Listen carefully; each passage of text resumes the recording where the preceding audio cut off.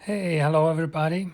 It's a very rainy Friday afternoon, and first of all, this is my first thing in the new year. Happy New Year still for everybody. Let's hope this COVID thing will be the thing that disappears during this year.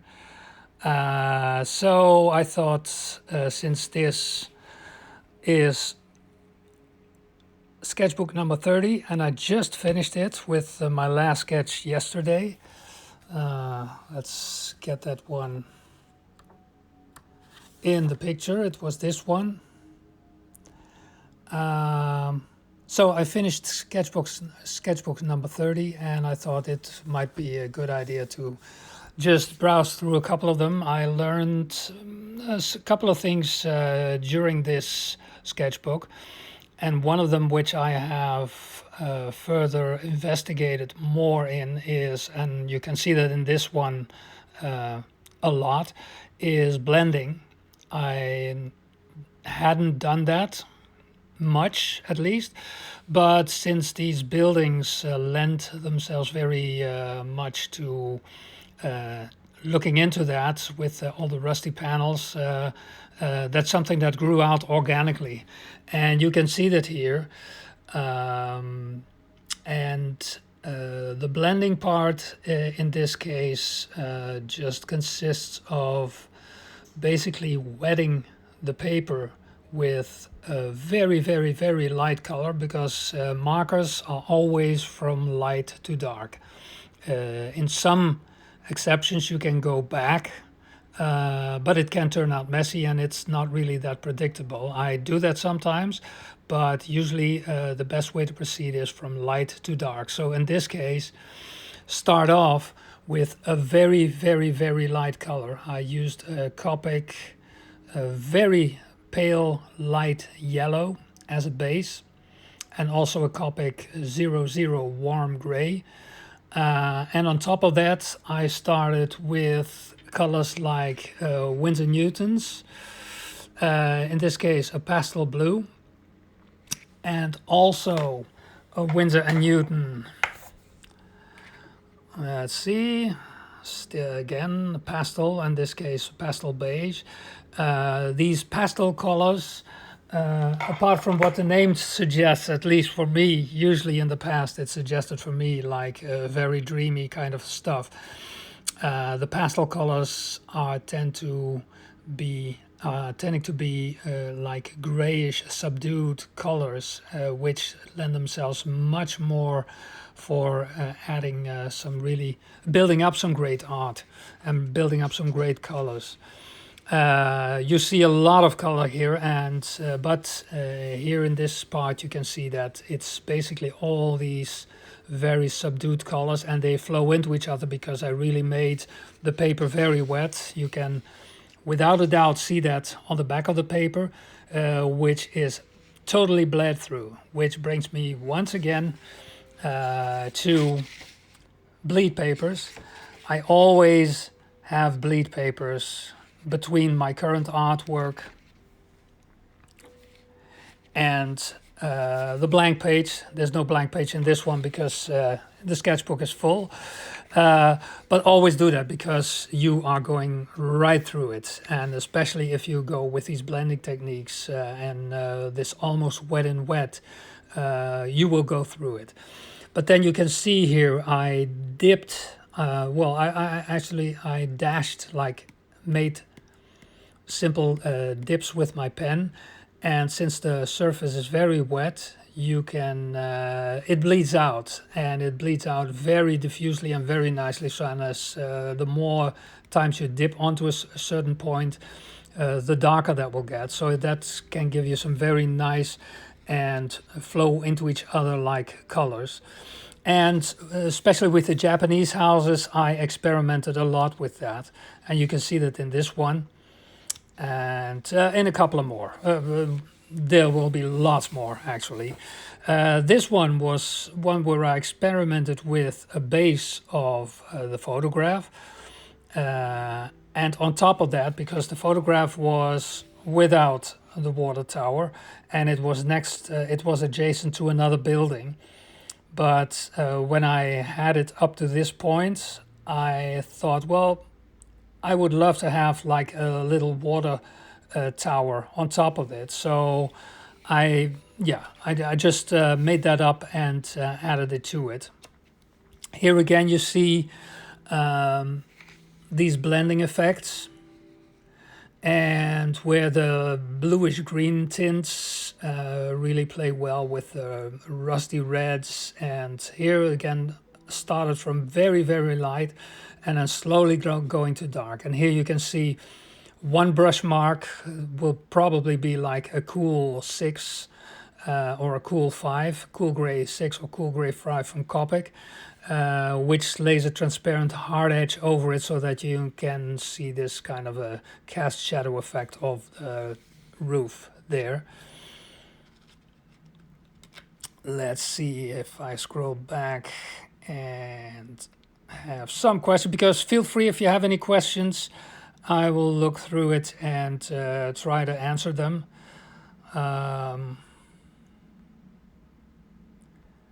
Hi from Germany. Herzlichen Gruß. Ich wohne ganz nah an der Grenze, also viele Grüße zurück.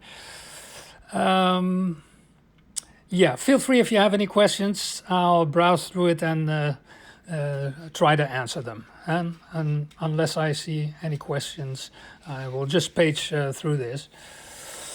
Again, you may have noticed that I love these buildings, and I'm very glad that some of the Instagram photographers have allowed me to use their photographs as a starting point, as an inspiration for my art. I saw a quick question there from Joel. What sketchbook? I always use Moleskine sketchbooks, and I'll have to juggle with one hand. Let's see if I can keep that on there. I'm picking one up right now so that you can see, Joel, which ones that I mean. It's in the other videos as well, but since we're live now, this is the one that I use. It's a Moleskine Art Collection sketchbook, and it's a size, it's European, size A5. That's basically, well, let me put a computer mouse next to it and a pen next to it. They're not that big, but that's what I started out with, and that's what I've come to know as a material. And these ones are really great. And over the years, I noticed that the paper, it's not for markers, but I used it for it. But it can take a lot of punishment. As you can see here, the one nice thing about this paper is I don't get through it. Regardless of how wet I make the paper with the markers, there's absolutely no roughing or weak spots in the paper. It just stays very solid, and that's what I really love about the Moleskine. Also the fact that it's not deadly white paper. It has a yellowish tint, and I like that much better than pure white. Here again, the play of very light tints. Here I almost pre-wetted the paper with almost like white, and here you can see where colors just flow into the wet surface and give you these nice effects. And again here, if you start with very subdued colors, let me pick the ones. This is one of my magic combos. It's the pastel beige and the khaki. These two form a base, and you can see those two in action right here. And here you can see a couple of cool grays, but they form a very nice base for building up structures. And that really makes a lot of difference if you don't have all these screaming colors in there. I have them here, but they turn out to be accents and not like all over the place. Let's see. Any advice to start with watercolor? Not yet, because I don't use watercolor. I use color markers. How do you find your reference photos? There's a lot, and if you check out my Instagram accounts, every time I use a photograph from one of the photographers that I have asked permission from, I will quote them and I reference them, so you can easily find the photographers that I had the reference photos from. Chris asks if these are Copic. Yes, I use both Copic and Winsor and Newton markers. How much time do I take? Approximately 45 minutes to an hour. Because I want these to stay fresh and not like worked over and over and over, and they would slowly solidify into something that is not as spontaneous as I would love them to be. So I try to keep that in that time frame of 45 minutes to an hour. My Winsor Newtons came out very strong colored. Is this because I'm not using pastel colors? Probably yes. Try and really pick some subdued colors. What I did, and if I'm still there, the app says I was not using the app. Strange. Let me grab it, one moment.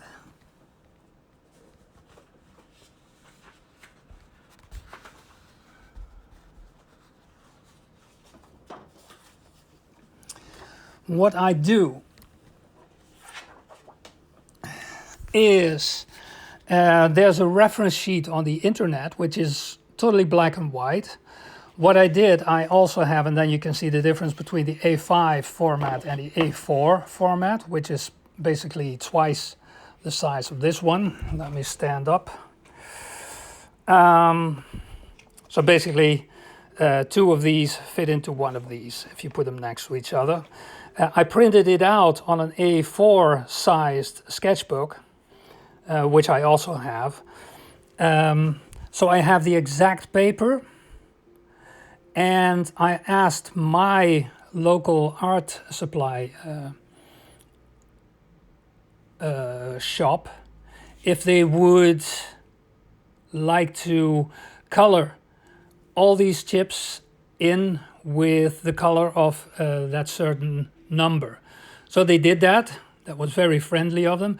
So I have a reference sheet with the exact colors on exactly my paper. So more or less I know, or I can predict, what a certain color looks like. What you see here is that if you look, for instance, at this color, it looks like still a very light shade. If I pick that one, that's the umber. As soon as you start out, let me grab a piece of paper which is still a little bit of a white area somewhere. If you see, when I take out that color, it still looks extremely dark, but they dry up a little bit lighter. So what that concerns is that this sheet basically gives a very good idea how they end up when they're fully dried. And I did not do that in the best possible way, but you can already see that it's drying up a little lighter, but it goes to that color. But just to make it short again, it's a good idea to have like a little reference sheet, because here you can see, okay, these are the kinds of colors that are really a very good base in your collection. And you can look at a couple of green, because greens and blues, for instance, are always really very, very strong. and you have to at least if you want. If you don't want your artwork to scream, if you want to have very light-hearted, like a manga or so, it's quite okay to have these bright colors, depending on which kind of manga. But greens and blues are always hugely strong. So let's see, where is my pastel blue? Is it anywhere here? Well, I'll pick that one just here. This pastel blue is almost invisible. And even then, when it's invisible, because I think I used it in my last sketch as well, even the more invisible, here you can see the pastel blue color in the backgrounds. That way it stays a little bit more friendly. Over the time, if I even use any background color at all, like here, very minimal, I use it as a color accent. And you will hardly ever see me use really, here is one, which I used sky blue, which is also, no, powder blue, this is powder blue, which is also still a very, very light color. It's this one. And that's already really starting to look very strong. So try, if you would like to have these subdued colors, try and stay away from the really bright colors and go into the lighter range and the earth colors. So this range there, and of course grays. And I personally use more of the Copic grays than the Winsor and Newtons, but that's because I was used to that, and because at the time that I started, Winsor & Newton had a more limited palette of grays. They now have a much more extended palette of grays. So, but once again, a reference sheet is very good to have handy, because then you can see, okay, this is what my color is going to look like if I use it on this paper. Print out a sheet on your paper and ask your supplier very friendly if they would like to make these, like I don't know how many. Yeah, I see here above. It's 175 plus one color. So if they would like to make 175 plus one color chip dashes on this paper. But it's a good thing to have. Back to the sketches, and let me see. I do not, I see here Wild Sketches asks if I do pay for the photographs. I do not pay for the photographs. I ask permission to use them as artwork or to use them as inspiration, because I don't slavishly copy the photograph.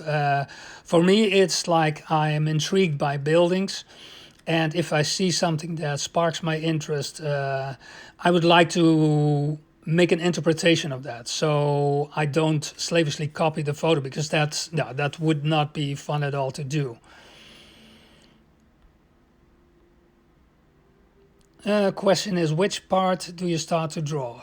When I draw, I start with the black and whites. So I start with the line work, and it depends on the building or the object, the subject of my sketch, where I start. I usually try and start, for instance, if I would start here, I try as quickly as possible to get the main layout of the building in place.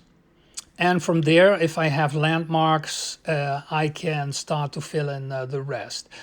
Since I sketch directly on paper with my black fine liners, there's no sketching, so I don't have the luxury of like, okay, let's loosely sketch in with pencil where this building should be, because if I make a mistake with black, it's there. So I have to really decide on the spot. Use waterproof ink or fine liners. I use fine liners, and they are waterproof, but it's not really that relevant because the markers are alcohol based. And there is always, let's go to the last one again, because I remember that in the sky, something like that happened. You don't see it very much, but here near the ladder, you can see a little bit of smearing. But overall, these black fine liners also can take a lot of punishment and they don't really fade and bleed out. Can you see this tutorial? Well, it's a walkthrough through my sketchbook, but if you can see that later, yes, it's on my IGTV channel where I save all of these. And Sunil asked for a demo, this one in that specific IGTV channel, and I'm planning to do more, but I still have to figure out a really good way to make high quality demos. Do you draw a rough one and then take it from there? No, I start immediately, and what you see is the only version of the sketch that I make.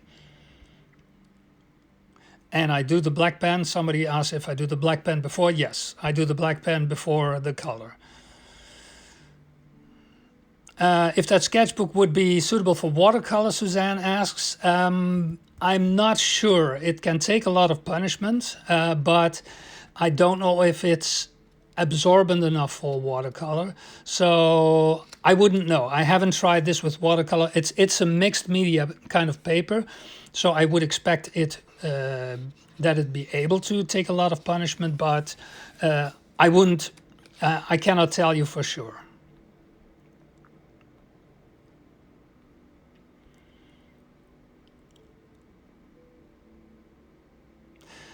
Somebody asked if I can repeat the type of paper and the markers.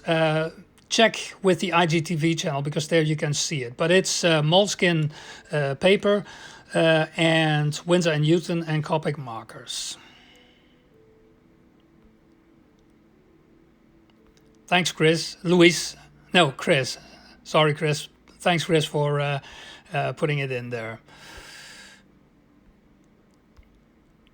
Quickly browsing through, and in the meantime just paging for another one.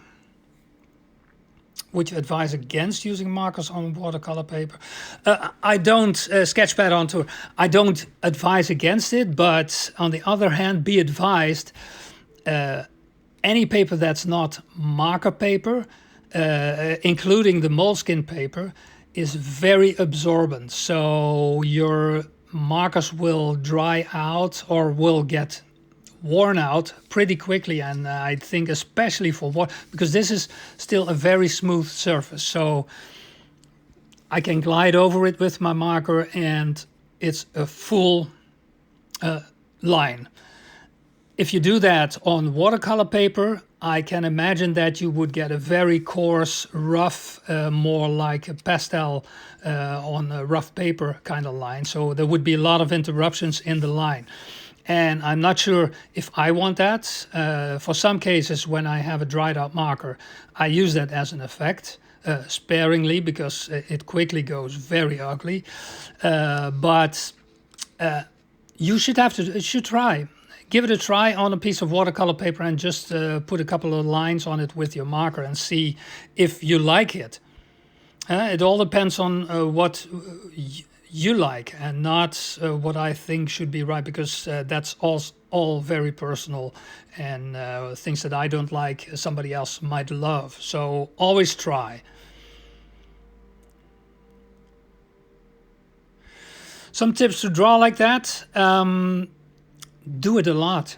There's only one tip. Make many sketches. The first ones will look totally different from the last one. If I just vaguely guess at, for instance, if you have this one, where I also experiment a lot with this blending technique, and here play out roughly the reddish orangish colors against the greenish tints. This is probably like sketch number maybe 2000. So I did 2000 sketches before this one came along, and the first one looked completely different and much more simpler than this one. But I needed to make that first one in order to get to number 2000. You need to make many drawings, and then you will develop your personal style. Can you use white over the other colors? Yes, you can. I can demonstrate that on my paper, and I'll take a little bit of a bigger one because then you can see it more readily. I have Uni Poscas, and this is a bigger one. The smaller one is this. This one, and let's see, where is the 0.7 millimeter bullet shaped one is the one that I use for these very fine lines. And you see, I always test because sometimes it comes out very milky and I have to just scribble a bit for it to be as white as I want it to be. This one, on the other hand, they all need a shake. So both my phone, your video, and the pen gets shaken. This one has a really big point, and here it's on a very dark gray. You can see that that works very nicely. Wait for it to dry. And one remark on this, this will definitely, if I go over it and over it, this will definitely destroy your paper. So make it one go and not paint like with a brush and then go over it and over it again, because it will totally destroy your paper. It goes right through it. So, but apart from that, and you will see that I use these as also like a white point, let's call it that, white point accents, which you could see right here. Here's the fine one, and here's the bigger one, and I use them as accents.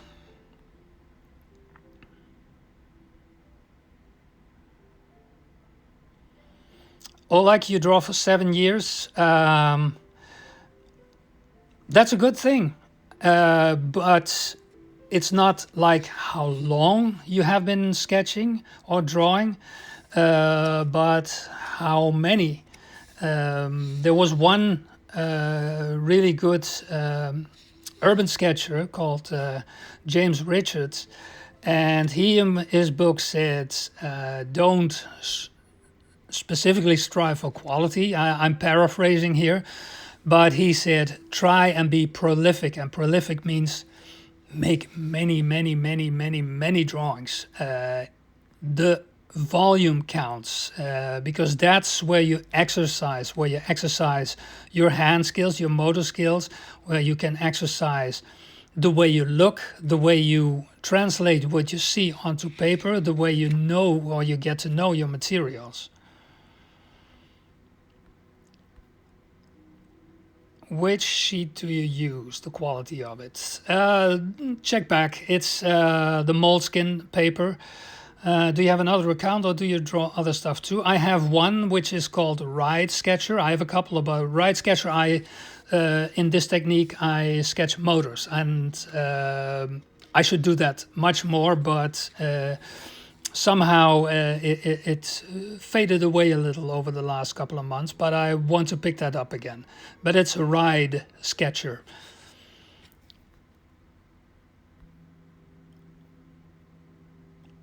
Do you do live or from photos? Both. I draw 43 of your drawings. That's great. Trying to get to know how somebody sketches or see how he solved things is really a great way of practicing. But always be mindful of how you see things. And not like, okay, he did it this way, so I have to do it this way. Always question what I do. Like, hey, why did he do that? Why didn't he do this? Let me try this and see if it's better than what he did. That way, it also starts to be more of your personal stuff, your personal view. Would love to see you post some pictures to your Instagram showing this chart up close. If you look for Winsor and Newton and Copic test sheet, I'm not sure right now because it's a time ago that I did that. But if you Google it, test chart markers for Copic and Winsor and Newton, you will definitely find scans of that, and you can use these. The colors, if I gave you a scan of my colors, there's the translation of the scanner, which is pretty good, but there's also, and in my case, I have a color calibrated monitor, which at least, but then again, I'm shooting this now with my, and you see the white balance going all over the place. This one on my monitor, let me see. I think I'm pushing buttons that I'm not supposed to, but this one is more or less the way you see it here. But then here you can also see there's such a difference now, especially from you, because here the sun is shining, so this gets other light than the one on the monitor. They are in fact almost the same, but it's pretty useless if I show you a scan of it, because the whole point of having that reference sheet is that you can make some predictable assumptions on what a color does, and you can't see that from an uncalibrated scan or uncalibrated monitor. So the best thing would be to just have the art store give you a sample, that you give them the paper where you would like to do it on, and that they would give you the sample sheet back and maybe pay for them. Can you draw a house in Vietnam? Yes, if I would get, because obviously I'm very much limited. I live in the Netherlands and we don't have houses like the ones in Vietnam, and vice versa. So I'm dependent on input from that. There's lots of feeling and personality in your work. Thanks, Nick. Let me page through, because otherwise it gets boring just staring at one picture. This is one, and I started it, this book almost started it with Alain Géranger, if I pronounced that correctly. No, this is one, it's not from Alain Géranger, sorry. But these are medieval buildings, and they are also quite lovely to do. And in a totally different style. This is also stuff that you no longer find in the Netherlands. This is another from Alain Géranger, and some more Japanese. You see the color blending again.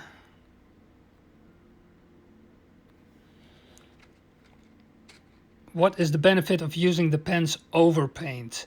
The benefit is that you don't have to forcefully try and leave out white pieces, and you can just add them. Some people do that by scratching away, but that would be useless with the alcohol-based markers, because they go right through the page, so there won't be any white underneath it. With watercolor, it's possible, because it's a thicker paper, that there's still white underneath, because the watercolor doesn't penetrate all through. But with markers, you bet, it goes right through, so there's no white underneath it, and just adding a line there gives you much more freedom and flexibility to work with that. And that's what I do. I just plan and add the white afterward.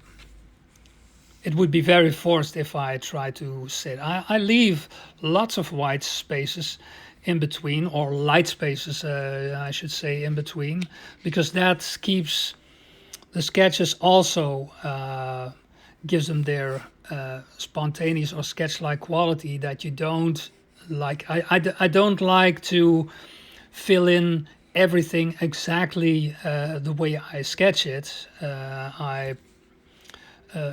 I don't concern. It's not purposely, but I don't concern myself with okay, I should stay within the lines. I don't care, and that's not what this sketching is about. It should be spontaneous, and I just dab. I grab a marker and I just dab. I push in stuff, and that will leave automatically will leave white spots. Here's a lot of that color blending again.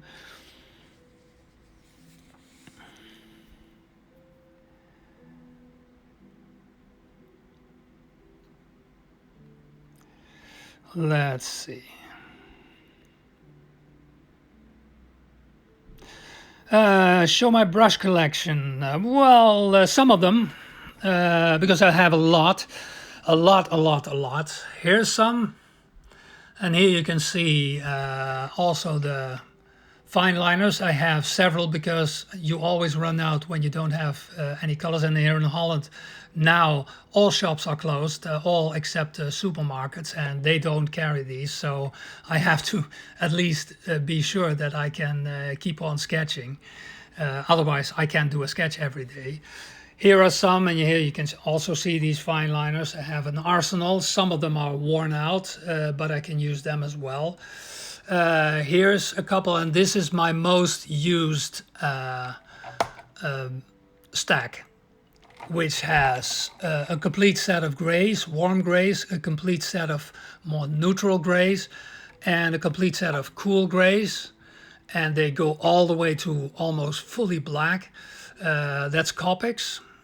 And here in front of it are my Winsor Newtons, and these are the ones that I showed, the pastel beige and the khaki. I can almost grab these blindly. I know where these are. They have like an organic organization. These ones are also, these are like purpley darks, which are also nice. That's the shale. And this is slate. These two are some shades of dark, and especially that's a good thing. Especially in these areas, I use those two a lot because they have like a purple shade that makes for a very nice darker shade.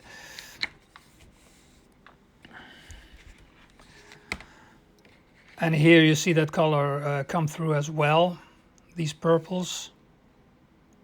And again here, just to point out, this is that bigger Joni Posca marker where I can just add some dots.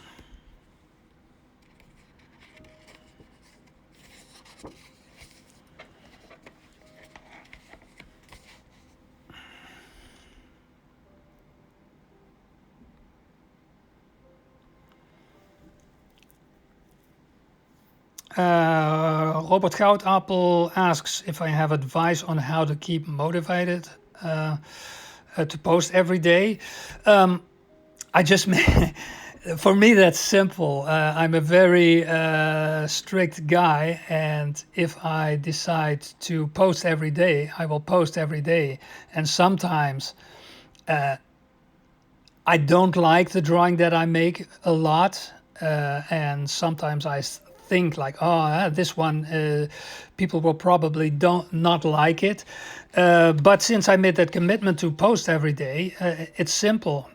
I make a sketch and I post it, so it's always, in that term, it's easy to just keep doing this every day. But one of the most important things is for me, and that's also sometimes the thing that takes longest, is to find the subjects every day, and to try and find also a balance, because the last couple of days I did more of these, let's see, more of these kind of pagoda-like structures, which is why I like this one a lot. When this came by, I loved it because I'm now currently watching Star Wars The Mandalorian, and a couple of Jawas in their big machine just came by. And I really thought, wow, yes, I like this building a lot because it reminds me of this huge vehicle with all these metal plates. So for me, this was a lot of fun, and it was a nice break from just doing these. These are very fun to do. Again, here the big white Uni Posca and the small white Uni Posca. But I also try and make it also like interesting for me every day, and interesting for you to not see all these same types of buildings. So I have these very ruined buildings, or very slapped together buildings, and yeah, I try to be as diverse as possible, but that sometimes takes a long time to figure out, okay, what shall I draw? But in the end, I just decide something, and then I go for it. And then, yeah, that's the one that gets published. But for me, so it's not difficult to post every day, because I made a commitment that I have to do that every day. And this one was the most liked sketch that I did not do as a promotion. So sometimes I push a sketch out and have it seen by more people. That is called a promotion. And then you can easily get like 4, 5, 6, 7,000 likes. But this one on its own, so unpromoted, is I think now somewhere in the 12,000, which for me is like mind-blowing. But again, a pagoda style sketch, and I love these as well. And here you can also see again many subdued colors, which is the pastel beige, the khaki, absolutely. And here you can see like a grayish red and a bluish gray.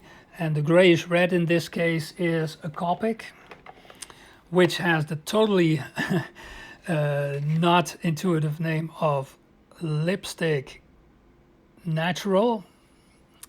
But this one and the colors of the plastic never match that. But that doesn't matter. I now know what this color looks like, and that's one that I like to use a lot for the darker reds, for the lighter reds, which here look dark because there's stuff over it. Is also a Copic, which is called the Light Suntan. I know the name, so let's try and get this in focus. Light Suntan. It's a combo that I use a lot.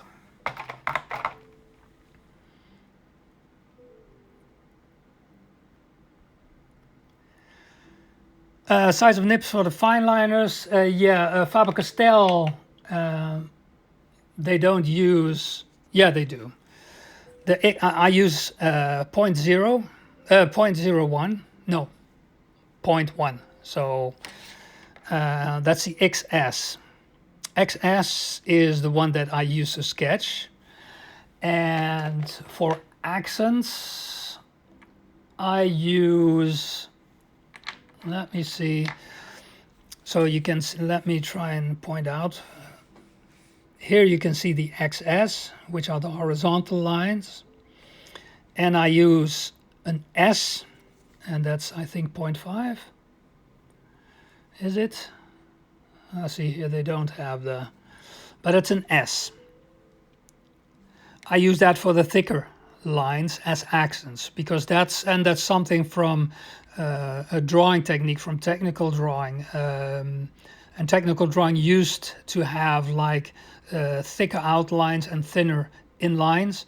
And that's something that I just experimented with in varying my line width, because obviously if you don't abuse them too much, they have a fixed line.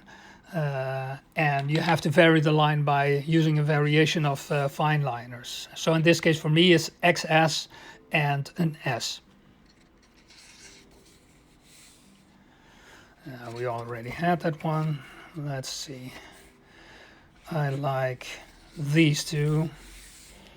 Because, yeah, you can also see that I vary between like elevations, like frontal drawings, like straight from the front of a building, and I also do like perspectives, which has some more depth to them in the building kind of sense. And I like both of these. So this one as well as this one. And I had a question yesterday, and how do you get the depth? Oh, like you're 11 years old? Well, you have some great years ahead of you. So keep doing your sketch work, Oleg, and I'm very, very positive that you will create some great art. The one thing, never be discouraged. That's one of the most important pieces of advice that I would like to give anybody. Don't be discouraged. Don't expect to go to a shop, pick up a pen, pick up some paper, even if it's very expensive pen and very expensive paper, and then expect it to be an artwork. Everybody has to practice and spend time getting to know the material, getting to know their own body, their hands, their mind, before they can start to create stuff that they like for themselves, because that's also very important. It's one thing to make art that everybody loves and that yourself would hate, because that's also not something that I would like to do. For me, this is personally like, I really like what I'm doing. And I'm thrilled that many people like that as well. But if I wouldn't like to do this, there would be no point in making these things.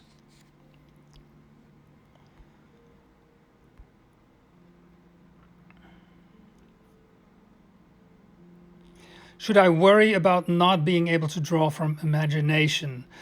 No, you shouldn't worry. You should always give it a try. And drawing from imagination, something that we do as a kid all the time. But if you draw from pictures, make exercises in doing stuff from imagination. The pictures and drawing from life will build your visual vocabulary, and as soon as you know how to draw stuff, you don't need the reference anymore, and you can start building your own and make your own story and try and make that into a drawing. So in case of these buildings here, try and imagine a village of fishermen, and they all have lights, and they have wooden buildings or copper buildings, and they have all their fishing tackle hung outside the walls. Think of a story. And also, I mean, even the great concept artists, which I love to look at, they use reference, not to just copy it exactly, but to see, okay, how does fishing tackle look if you hang it outside a wall? How does a fisherman's hut look? Do they have fish mounted outside? Do they have signs? It's not like you have to do everything without any reference. I mean, I think that a lot of concept artists stress how important it is to use reference to give your sketches a good solid foundation. Any reason why no people in your sketches? Two, I like objects a lot. So for me, the buildings are the most important thing. And when I try to sketch people, I'm trying. And that slows down the sketches a lot. And that's what I don't want. I don't want to sketch, because people, they have to either be very gestural, so very implied, sketchy. And I find out that most of the time I start to slow down and try to make a face or try to make a hand. And where this is really like very loose and I glide all over the page, especially when I'm coloring, that would slow me down, and I don't like that, because then for me, I see that it starts to be very forced, and that's why I don't do people that much. But it's a good exercise for me to, in a separate sketchbook, to try and get that to the same feel as my sketches, as my building sketches.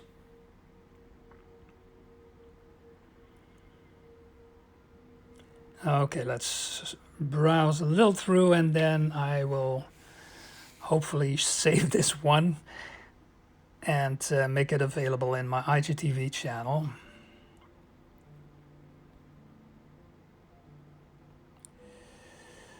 Da, da, da, da, da.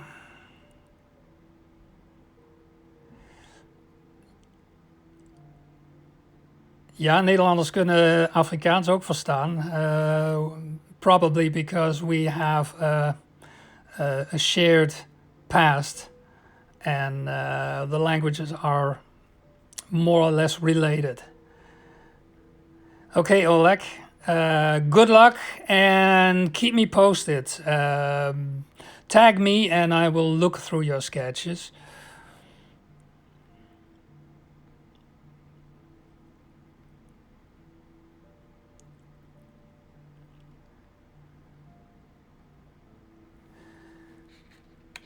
All right. Yeah, I think for me it's time to end this. It was just a part of my sketchbook number 30. Just one last look at, here you can see I started out, let me put that one behind, with sketchbook number 1. And for those who haven't seen it, let me pick it up and just show you a little bit of difference between sketchbook number 1, in which I have 5 colors, but this was in 2016 and it was my second sketch. And just compare these two.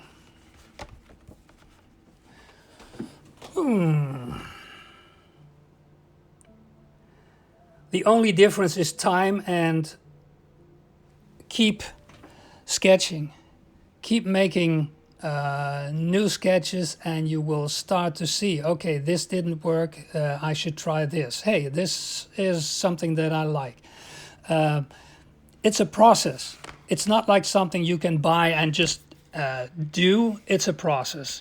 This was sketchbook number 1, and hopefully, and for me, for myself, I can at least answer that with a definite yes. I made progress. This is from a long time ago. It's from 4 years ago, and I can see that I learned stuff. I solve things different now, but that's something that takes time. So that's why it's also nice to have this whole library of sketches here, sketchbooks. So that's 1, 2, 3, 4, 5, 6, 7. There's a couple of Copic fill boxes, and then right in the edge you see number 29, and this one, number 30, just finished, will be in the stack. And this evening, for me this evening, I will start a new sketchbook. Thank you for your time and hope to see you soon.